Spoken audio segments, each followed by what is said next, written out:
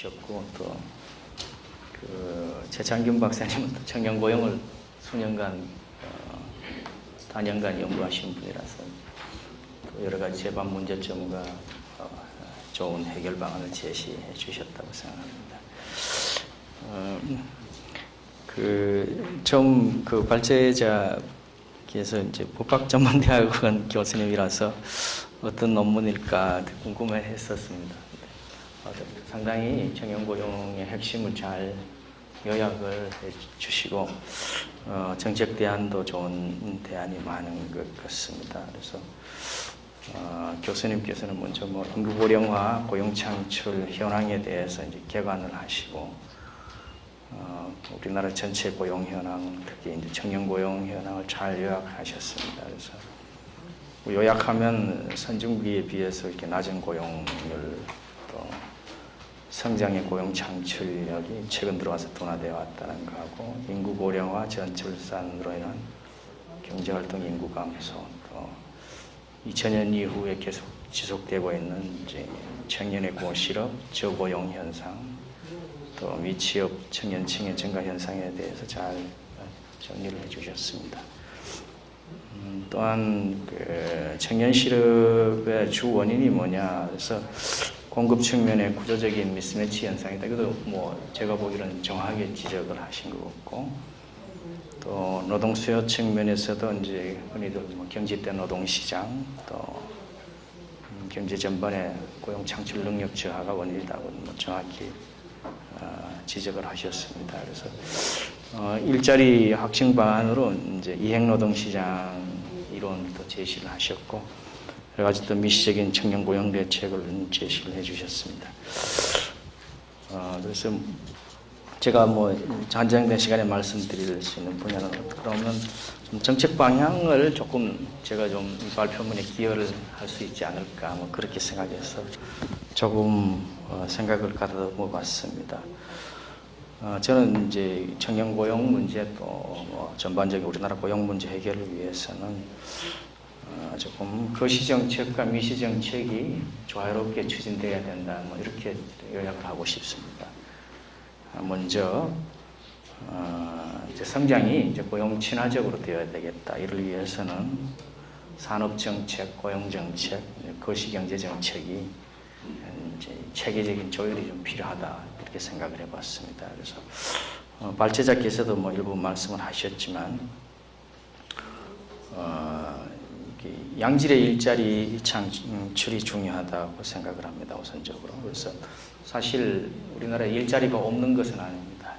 일자리가 있는데 decent work라고 그래서 양질의 일자리, 아주 좋은 일자리가 청년의 수요를 충족시키지 못하는 그런 비극적인 상황이 있어서 그게 핵심이라고 생각을 합니다. 그래서 단순 일자리는 사실은 많이 남아 돌아서 지금 외국인으로 지금 충원을 하고 있지 않습니까? 그래서 그럼 이 양질의 일자리, decent work를 어떻게 창출할 것이냐? 결국은 대기업을 통해서는 양질의 일자리를 창출하는 그런 포화 상태에 왔다. 더 이상 기대하기는 힘들다.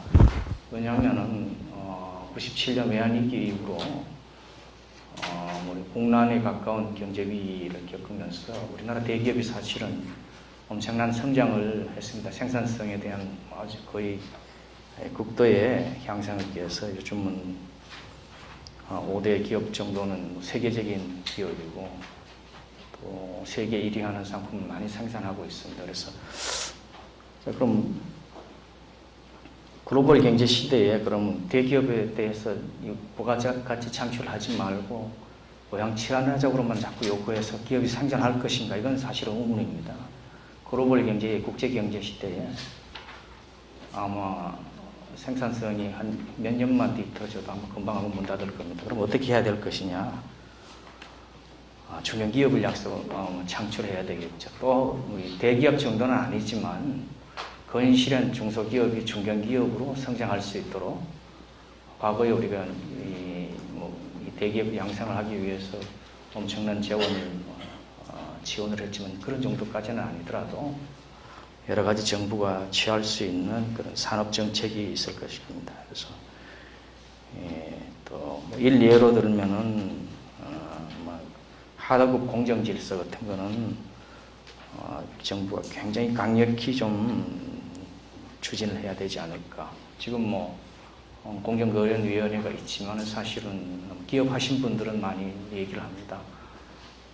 뭐 이런 극단적으로 보면 그 대기업 로비스트 아니냐 이런 정도까지 얘기를 하고, 거래위원회에 제소를 하면 금세 정부가 세가지고 당장에 며칠 안 가서 보복행위가 와서 도저히 뭐 할 수 없는 일은 입장이라고 그러는데, 그래서 좀 적극적 정책적 의지를 가지고 하도급 공정질서 해서 조금 낙소 효과가 일어날 수 있도록 중소기업도 대기업의 부가가치 창출 활동에 상당 부분 기여를 했기 때문에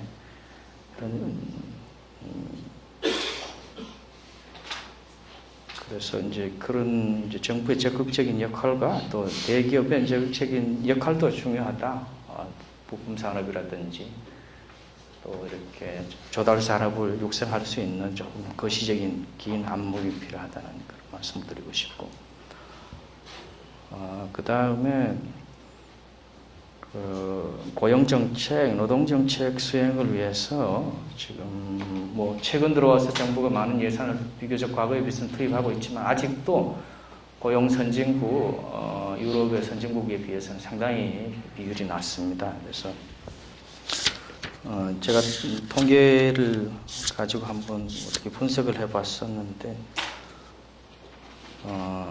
OECD 국가 중에서 노동시장 정책에 한국이 투입하는 비율이 GDP 중에서 0.41% 정도 나오고요.